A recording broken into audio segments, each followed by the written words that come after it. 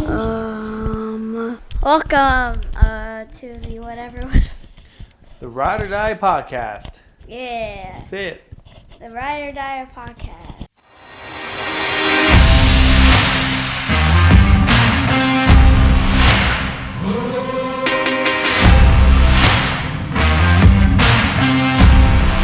So, welcome to the podcast, Dylan. If whoever doesn't know Dylan is Dylan. I don't know if I ever say, is it Spicer or Spencer? Spicer.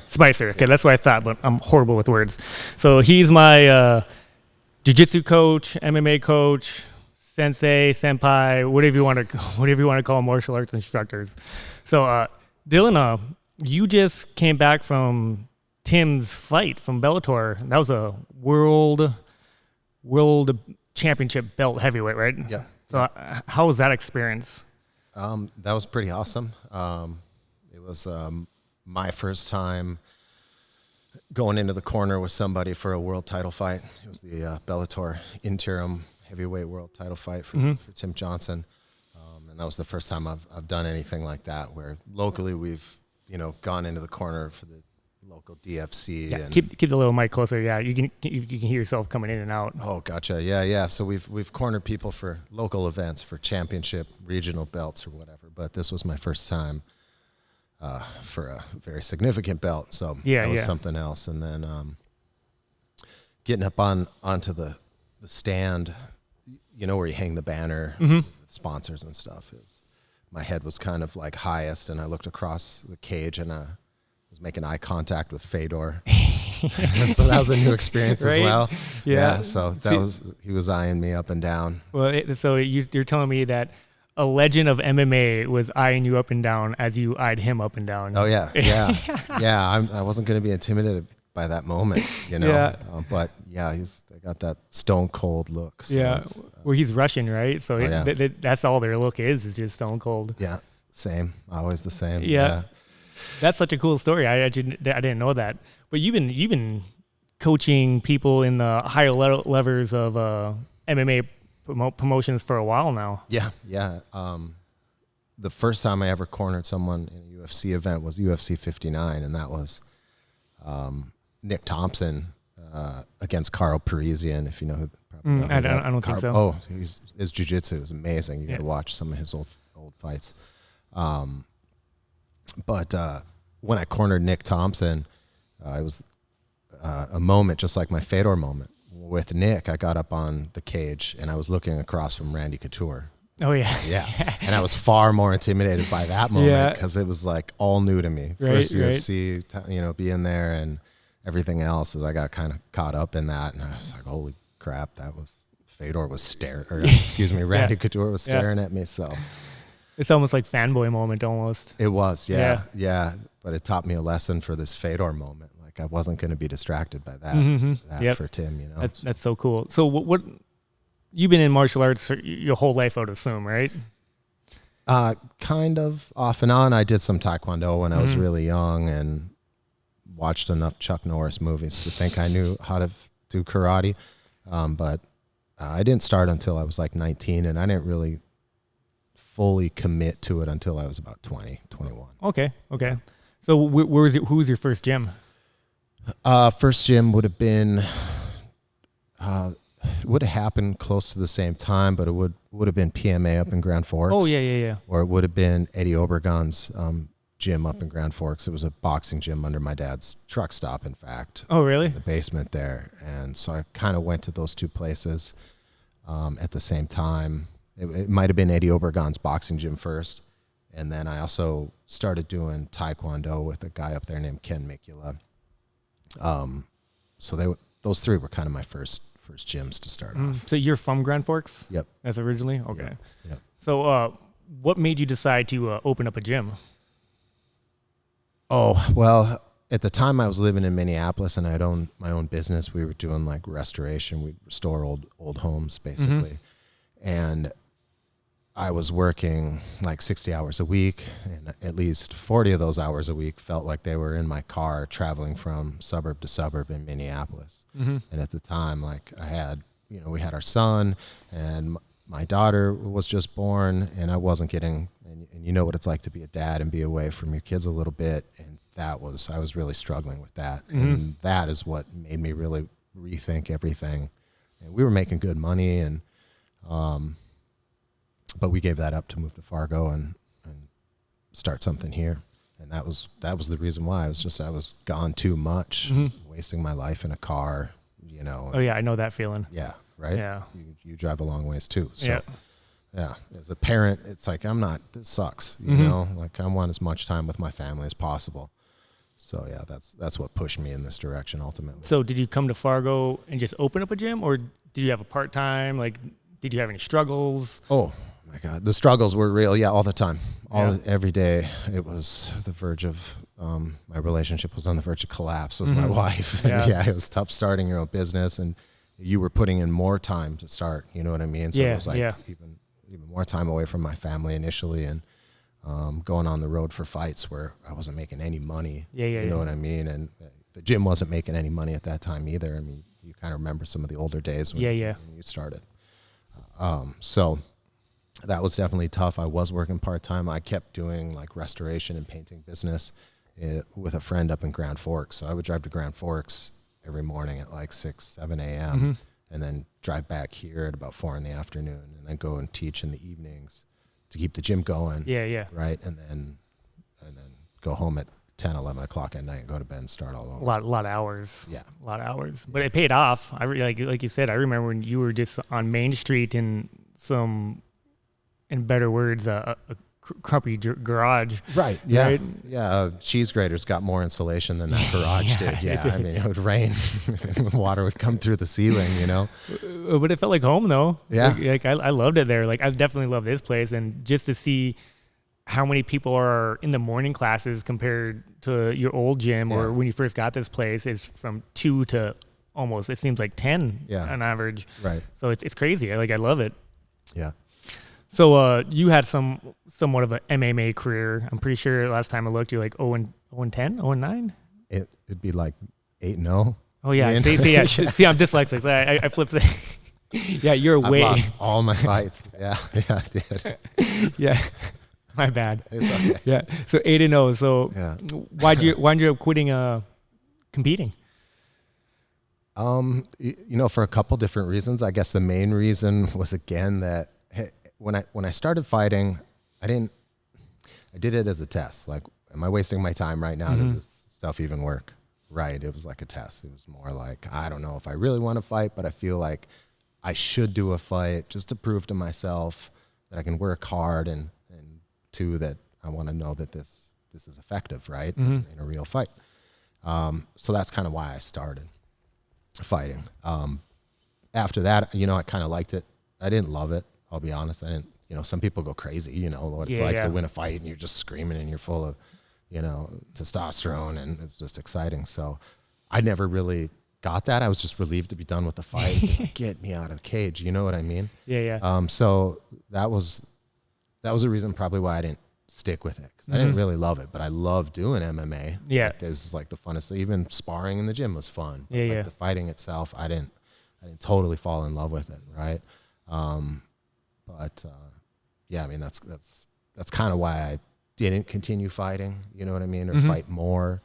It wasn't worth your time in a sense. Yeah. It's also super selfish. So like, if you have kids and now you take a big responsibility on like fighting, now it's all about you. Yeah. When you have kids, it can't really be all about you. Yeah. You know what I mean? So as selfish as fighting is, because it's like, we got to worry about my diet. We got to worry about my training schedule. We got to worry about my sleep and recovery schedule. Yeah. We got to worry about, you know, there's no time for anybody else in there. So, you know, then when you own a gym and all these other things start taking place in your life, you just. Yeah. And sometimes you hear those people like, you know, I'm doing this for my kids, and it's a complete lie.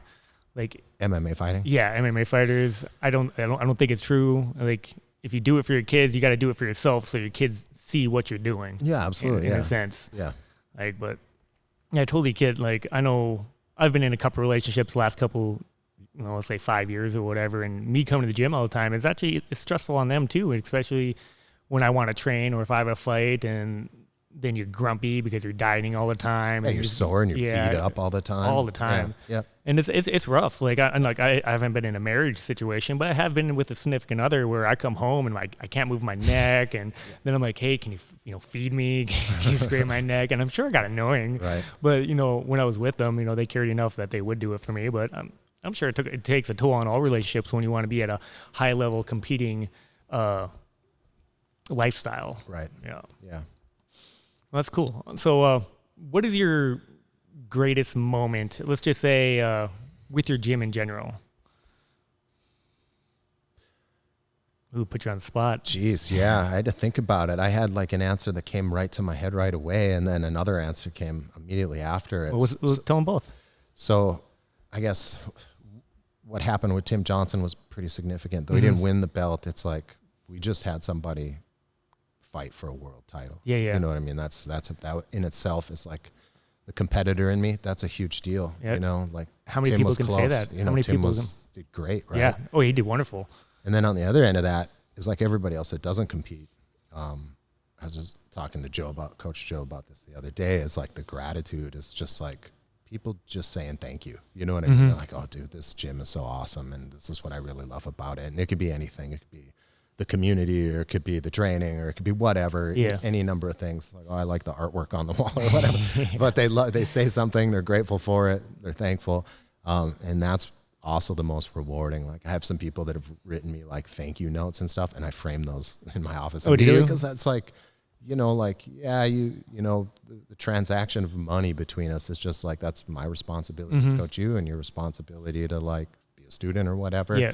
And it can end there. I don't expect anything else, but people that seem to be like really grateful, yourself included, you've shown me many times, that is super rewarding. Whether you're a white belt or a brown belt or brand new, it doesn't matter. Yeah, you're really changing people's lives for having a community like this, because everything out there is stressful. But when you come in here and you see, we all, with every gym I've ever been to, we kind of act the way the coaches act. Sure. Like if they're, assholes, it seems like there's a bunch of assholes running around. But if you got a genuine good person, you generally have good people around, and then the assholes get weeded out. Right. So it's like coming here is so stressful at the outside world. You come here, it's just everybody's happy, everybody's working, everybody has some kind of goal in mind to get better. And, it's all because of you, not to praise you or to praise you. Like you did this for a lot of people. A lot of people, look up to you. And I would say that's a pretty big responsibility. Yeah, it comes with its ups and downs. Sometimes it's more responsibility than I want, but it's also, like I said, the rewarding part is it takes all that away. You know what I mean? So it just can make everything better. We know that we've changed people's lives. We know some like personal stories of people that without this place, things would be really, really bad in their life. And that might even be true of you. I know it's true of myself in some ways, that if I probably wouldn't have found martial arts, I might just be like a school janitor somewhere. You know what I mean? Like, I don't know. Right. Or being downtown drinking all the time or something. Right. Yeah. Addicted to drugs or something. Yeah. You know what I mean? So jiu-jitsu, martial arts, MMA was my addiction, and it's the healthiest one you can have, I totally agree with that. It's the healthiest hobby to have, lifestyle to have.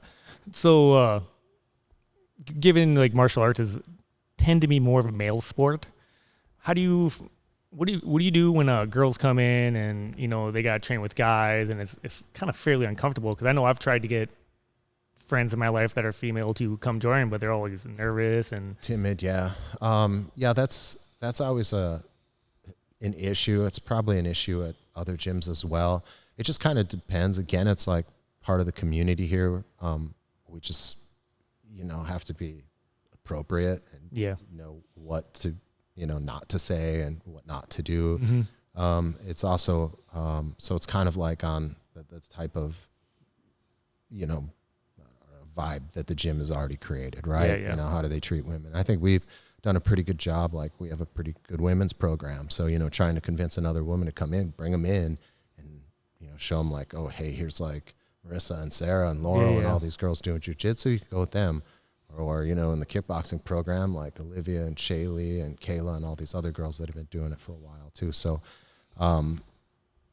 I think men have the same exact like feeling coming into this gym. Because like I think almost every guy I've talked to, they're whether they want to admit it or not, when you come into an MMA gym, you're intimidated. You should be at least. You should be a respectful, intimidation, and so it's hard on guys. So I can, it's probably double hard on women. You know what I mean? So, I totally get that. We just try to accommodate. We have like our women's only kickboxing program, and we're probably bringing back our women's only jiu-jitsu program. And that was a really good thing that worked well for us in the past, because all the women that were a bit apprehensive about jumping into jiu-jitsu, they had this women's program to go in where there wasn't as much pressure, and they didn't feel like they could do jiu-jitsu with the women. But sometimes when you go with guys that are too aggressive, now you're doing self-defense, and that's not nearly as fun. No. I mean, even if the other guy means to, right. A lot of weight differences, strength differences. White belts, you know what I mean? Like, they don't know. They're just using their aggressiveness and strength for their lack of technique. They don't know what else to do. Instinct almost. Yeah, exactly. Yeah. So it's not necessarily their fault all the time. It's hard to turn that off if you think you're a tough guy, quote unquote. Right. And sometimes, like, I know, like, when Katie, Ben's girlfriend, when I started rolling with her, like, I was nervous. Like, okay, like, I don't want to hurt you. I don't want to, right. But the more I got to know Katie, and the more we rolled more, the more comfortable I believe both of us were just training with each other. And I think that goes, like, every female I do roll with, like, I'm timid just as probably much as they're timid, because I don't want to be that guy. I don't want to insult her or make her cry or hurt her or, do something to make her feel uncomfortable. Right. It's, that's the mindset I think a guy should have going into when they not says compete, but train with a female partner. Yeah. Yeah. So, let's see here. I had some other questions, but now I got, I told you I didn't really, practice for this one. No, that's. So Tim fought for the UFC for a while. Yes. And it seemed like he was the guy they always sent off to a different country. So you've actually traveled the world in a sense just with the UFC. So what was your favorite place you got to go because of MMA? Oh, geez. Yeah, Pablo was lucky in that sense, too, that he got flown a lot of places. But I'd probably say Croatia was the coolest. Did Tim fight in Croatia? Yeah, Tim fought in Zagreb, the capital city. Is that to fight that tall Russian? No, that one was in Belfast, Ireland. Oh, okay, Northern Ireland. Yeah. He fought Marcin Tybura in Croatia. Okay. Tybura is like a top 10 in the UFC right now. Tim beat him in Croatia. But that was definitely my favorite place. Yeah, just the sightseeing and the culture, I'm sure, was just wonderful. Yeah, the food was amazing, and I'd spent some time in the Mediterranean before, so we were back on the Mediterranean again, and that was kind of special for me. And like I said, the food was incredible. We actually rented a car, and we drove from the capital city to the coast to kind of, help Tim get his mind off of things and just kind of enjoy the day. And we went to the coast, and that was pretty fun as well. Was Tim a nervous guy before fights? No, Tim's I mean, he is a nervous guy. Yeah. But he's not, you wouldn't notice it. Like he's as cool as a cucumber. He has like a little moment where he's like, okay, and you can kind of tell, and he takes a couple deep breaths, and then he's just like out of it. Just right again. You know what I mean? Like he's right back into the zone. So he's rock solid. That guy. He's been around the block too. He's been under pressure, especially just did a world title fight. So he's been against a lot of people where his mindset, he's learned how to control it, right? Yeah, he's fought some of the best guys in the UFC. Like 3 of the guys he's fought are in the top 10 of the UFC, and well, in my mind, he beat all 3 of them. He beat 2 of them, but the one was very controversial. And that was with the tall guy. Yeah. I remember that fight. So I went to one Tim's fight in Brazil, and I had a horrible experience in Brazil. It wasn't cool. I just did not feel welcomed at all. Yeah. But you actually you look more Brazilian than most people. I had a great time. It was pretty good for me. So we got in right away, and I think too we have the benefit of being like with the UFC. Yeah. Like they know, like there's places like when we were in Croatia, we went out to eat, and when you're in a foreign country, most people don't know who Tim Johnson is, right? You've really got to be paying attention. And the restaurant we went to on fight night, this guy, like he was our server, and he hooked us up with a bunch of free appetizers and stuff, and he totally knew who Tim was, you know. So I think if you have the benefit of being with the UFC, people embrace you a little bit more. Yeah, I'm sure. Yeah. I could see it working against you too, where you're like, yeah, I'm an American and I'm here for an American that is fighting a Brazilian, you know. And I was worried about that too. I was like, oh crap, this. I don't want to go out in the street because if they see me with Tim, they're gonna throw food at us or something, right? I remember when I was in Rio, because I went to Rio for a couple of days, and then we flew to Belém. Is that how you say it? Belém? Okay. Yeah. I've been saying it wrong for like 3 years now. But I remember I was taking pictures of something, and an old lady like put my hand down, and she's like, put your phone away. I was like, oh. It's scary. You wouldn't think about it because everybody's in the habit of just taking snapshots of everything. Yeah. Well, it might have been a gesture for you to hide your phone. So it didn't is that what you mean? Yeah. So they didn't want you to get stolen or robbed or something like that. Right. Because we even had like old people like spit on us there, not like spit towards us, not exactly on us, but yeah, I had a lot of anxiety down there. It was not cool. Didn't want to go out at night. Yeah. Oh, definitely. Yeah. And then like when we were watching Tim's fight, I remember there's a person in front of us, and he had his Snapchat up, kind of like making things. I don't know why I noticed it, but they turned the camera, and then I was in his camera. Like who are these Americans? That's right. Yeah. They found the two Americans in the entire game. Yeah. It was a lot of fun though. So you've had this gym open for probably like on 11 years? Yep. 11 years? Yep. So where do you think you're going to go from this? We'll see. Just keep kind of hopefully growing what we're doing now. Mm-hmm. I don't know. Who knows? We always talk about, going somewhere else in town, or maybe, an affiliation program. Other people have talked about opening up, some sort of affiliate program with us when they move away or whatever. So maybe like down the road at some point, you know what I mean? Yeah. Expand or. Because you want to expand. Didn't you say you want these guys next to you to hopefully move out one day? Yeah, I would love that. Yeah, we need a little more room now, especially now because some of the programs are jam-packed, right? Right. So. Yeah, because they kind of, you got one class starting at 6, and you got another class kind of sitting at 6:30. So they're right. You got 2 classes at once. A lot of people moving in and out of here, so we need a little more room. So we kind of talk about that a lot. And then who knows, like. I don't know. I hate winters here, so maybe the dream one day would be like I own a place in Mexico. That's like, you know what I mean, ACA Mexico or whatever. There you go. You guys can, like, if you have a membership at one, you can always come to the other. So everybody can come visit me or whatever, right? Like something like that would be cool. We get flight discounts. If I own my own airline one day, then for sure, yeah. Okay, so you're saying you have a family now. Do your kids do jiu-jitsu? At home a lot. Yeah, they tend to beat each other up a lot there, but they just like don't want to come to work with dad all the time, and I don't want to push them so hard, right? Like they all kind of like it, and they'll do it with me at home, but they don't always want to come in with me, and so I don't want to be the dad that forces it on them either. Yeah, and, they're around it all the time. I got like fighting on the TV all the time. Oh, I'm sure they're seeing it a lot. You know what I mean? And I don't want to burn them out or force them to do something. So.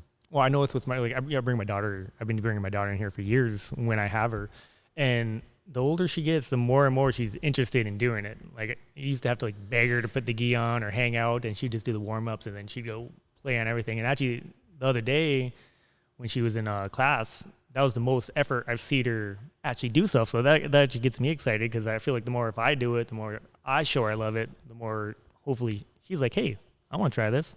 Yeah. I think she plus like choking me. Yeah, that's right. Yeah, they do like beating up on dad. So I think that's what keeps my kids involved too.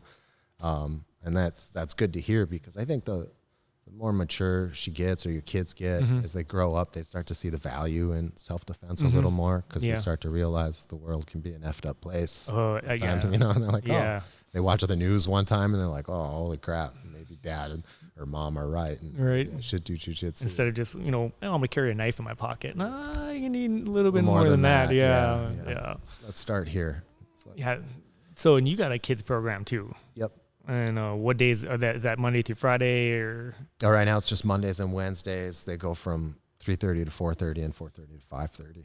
Mondays and Wednesdays. So you have two classes. Yeah, back to back. Yeah. So you have like younger and a little bit older. Yep. Yeah, we kind of split them up. They're allowed to do both or whatever. We'll just keep them going for 2 hours if they want. Yeah. But we split the ages up a little. I'm sure those kids have all kinds of energy too. I'm sure they can hang out if they're enjoying it. They probably stick around for 2 hours. Yeah, it's a lot of drills and games and making them run and getting tired and yeah. I guess like I have I looked into it a little bit, but you got to have to almost make learning a game with kids, right? Yeah, it's got to be fun. It's got to be, you got to really make an impression that they enjoy it. Yeah. Yeah. Yeah. I mean, as best as I can, I try to do that with the adults too sometimes. Yeah. It's just make it fun and make it a game because everybody's attention span is different. You know what I mean? And sometimes if you go into too much detail, people are going to be looking up at the lights. You know what I mean? If you overdo it on the detail, like if you just kill it with like 20 minutes of me talking or whatever, people, you lose them, right? So there's like this perfect balance of teaching, but not too much, making it fun, whatever. So there's a lot going on. Yeah, and usually if someone has other questions, you usually walk around and like, oh, you can do this too. And, to the more advanced people or someone that's shorter to a taller person, you usually give different kinds of advice. Yeah, absolutely. Yeah. So what do you think the benefits are for martial arts in general? We'll just specifically say jiu-jitsu. Well, outside of the obvious, like self-defense, right? That's probably the biggest one. Health, or I shouldn't say the biggest one. It's probably the one that is the most obvious. It's like, I'll be good at fighting or whatever, right? Yeah. But probably the biggest one, I should say, it would be like the mindset. You know what I mean? Like once you get good at jiu-jitsu, we're not talking about like when you're a blue belt, but when you're like purple belt, brown belt, I guess even at a blue belt, you start to gain confidence in like your abilities to control somebody, you know what I mean? Or to out wrestle them even, Yeah. And so I think mindset's probably the biggest one for me anyway, is that like, I feel like I can be in bad positions and, you could be beating up on me or have me in a submission and I might tap out, but I also know that like I can fight for a while and I can survive and I can, I have options and basically I already said it, but you can survive. And that carries over into everyday life too, so there's this big mindset shift. Once you get into the martial arts lifestyle, kind of fully jump in, you know what I mean? Yeah. Just head's a little clearer, you're a little sharper. Definitely helps with mental health in a sense. Yeah. So it's like I'm getting yelled at my boss, but you could be choking me out for 5 minutes in a round. What's worse, me trying to breathe or this guy yelling at me? Yeah, that all goes away. Yeah. That's what's great about it too, is that you're 100% in the moment in jiu-jitsu, right? To compare it to something else like yoga, for example, which is great, which is awesome. Yeah, I'm I love not yoga. trying to crap. I do too. I think it's great. I should do it more, but my mind can wander in yoga. Like I'll start thinking about something else. That's just my ADD kicking. Yeah. But in jiu-jitsu, that never happens, right? Like if you're trying to strangle me, you know what I mean? Yeah. Like my head is nowhere else but like fighting your hands and, defending the position and whatever. So I'm 100% in the moment. I'm nowhere else. That's a good way to put it. You're 100% in the moment. Like yoga, like my brain goes emotional and then like I'm stretching and then I think of everything I want to get done. And it's actually stressful sometimes if I'm in a bad mood, and of course it's great if I'm in a good mood, but like you said, jiu-jitsu or even sparring or hitting a bag, you're in the moment and you lose everything. You lose track of time almost. Absolutely. So with other sports, imagine if you ever play baseball when you're a kid and you're out in the outfield. You're just like looking at the grass, you're counting the ants that are walking by. You can't do that. Happens in almost every other sport, except for like jiu-jitsu or combat sports, right? Because you played hockey, didn't you? Yeah. How does that goalie feel? Well, I never played goalie, but like the goalie is kind of the same way, but he gets a little mental break too, because like the puck will go into the other zone, you know, to the other end of the ice, right? And then it's all on the other goalie, you know. Yeah. Depending, you know, the goalie's got to be pretty sharp too. They got to stay, because if they get scored on, they have to stay positive and not beat themselves up. It's a tough job. Oh yeah, I'm sure it is. How long did you play hockey for? Till I was 18. Yeah. Till my senior, pretty much my whole life. Yeah. Yeah. I know you have a boy that plays hockey. Yep. I don't know. I know your youngest son's Luke. Yep. But your oldest, I haven't met him. Yeah. I haven't met him. He just graduated high school, but he played really? high school. Yeah. I know, tell me about it. I thought he was like a freshman. No. He just graduated this year. So, yeah, I have one that's just graduated kindergarten and one that just graduated high school. There's a pretty big gap in between the three. I'll be busy for a little while longer. That's good. Yeah. Yeah, being Keep me busy is young. good. Yeah. They do keep you young as long as you let them keep you young. So now I'm back into thinking what I was gonna say. I should have just brought my list. I did notes. I did have a list, but I was like, no, just wing it On the fly. That's okay to do too. So we got fights coming up in Fargo here. Yes. The August 14th. How many fighters do you have? I have no idea. All of them, I think. All of them. 7 or 8 at least, I think. So should be good. Good time. It's basically an ACA card. Yeah, they usually are when they're in town, though. I mean, yeah, that makes sense. The last fights were 3 years ago. Yeah, they were the ones over at the hotel. At the Delta Hotel. So yeah. A bunch of people on that one as well. It's like 6 or 7 guys there, and it's fun. I get excited for that, because it's, you know, like the old days when there were shows like every 2 months in town. Yeah, at the Hub, at Max Fights and stuff. Or the Shields Arena. That was great. Those were good times. It was a lot of good times. Yeah. And there was always something to do. Yeah, there's going to be like, you know, it's been so long since we've had fights, and none of our guys have fought in such a long time, and it's hard to get on those LFA events. And so it's been a while, other than Tim Johnson, who's had 4 fights in the last year, right? But everybody else, it's like we've lost all this competitive time to sharpen our tools. You know what I mean? So we have lost a year of fighting or more. It's like been like 2 or 3 years for some guys. So that's really rough. Yeah. So it was also a jiu-jitsu tournament coming up here in Fargo too. The end of July, ain't it? July 22nd? Yeah. Is it? I gotta look at the board. July 24th. July 24th. Yes. You doing that? Yeah, I'll be there watching. You know, you gonna compete? No. You ever plan on competing again? Yeah. Yeah. I mean, I always think about it. You know, we're thinking of doing her. I know. Two very big different things. No, I know. Fine. Again, it comes down to like, now I'm training for myself. You know what I mean? And so that gets tough. But I really want to do, if I do compete again, I definitely plan on doing an IBJJF. Oh, so you want to go like a bigger stadium, bigger promotion in a sense. Yeah, I don't want to go to this tournament to grapple you guys. You know what I mean? Yeah. That's what happens. Yeah, you just be you and Cody almost. Yeah, right. Like you end up. Yeah, I would rather go somewhere where either, you know, I'm gonna see somebody I've never seen before, or, you know, entirely different environment. So I'd love another crack at one of those tournaments. Yeah.